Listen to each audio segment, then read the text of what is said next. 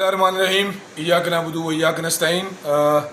آج کے تمام جو پنجاب پولیس نے جو حرکات کر رہی ہے اس کی سخت مذمت کرتا ہوں۔ سیلف ڈیفنس فورس کراچی سے اسلام آباد پہنچ چکا ہے، اور یہ میں بتا دینا چاہتا ہوں کہ عمران خان صاحب اکیلے نہیں ہیں۔ عمران خان کے ساتھ 22 کروڑ پاکستان کی عوام کھڑی ہے۔ یہ امپورٹڈ حکومت اوچھے ہٹکنوں پر اتر آئی ہے۔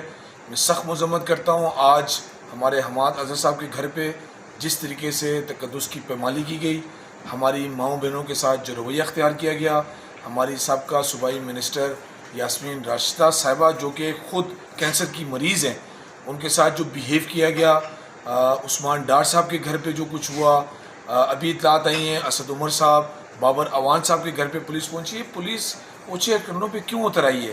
پولیس پنجاب حکومت کی غلام نہیں ہے، پولیس وفاق کی غلام نہیں ہے، پولیس قانون کی غلام ہے۔ پولیس اپنا قانون کے مطابق کام کرے۔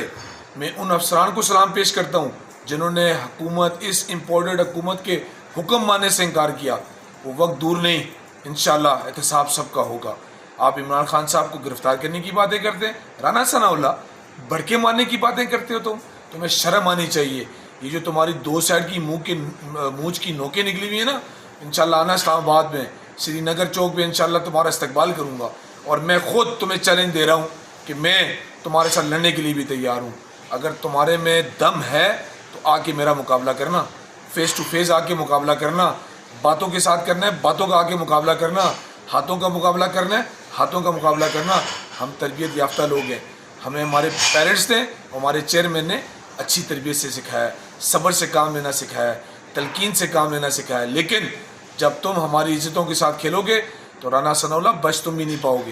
قانون ہم اپنے ہاتھ میں نہیں لیں گے، لیکن تمہیں اپنے سیلف ڈیفنس سے اس طرح کا حشر تمہارا کر دیں گے کہ تمہارے خاندان والے بھی یاد رکھیں گے۔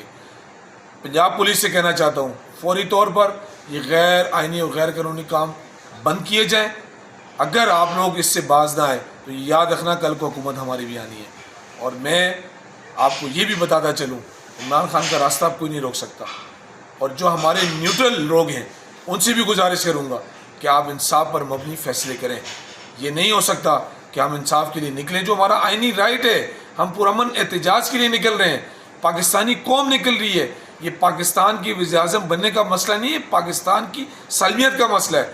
پاکستان کے وزیر اعظم عمران خان کو لانے کا مقصد یہ نہیں ہے، ہمارا مقصد پاکستان کی سالمیت کے وقار کو برقرار رکھنا ہے۔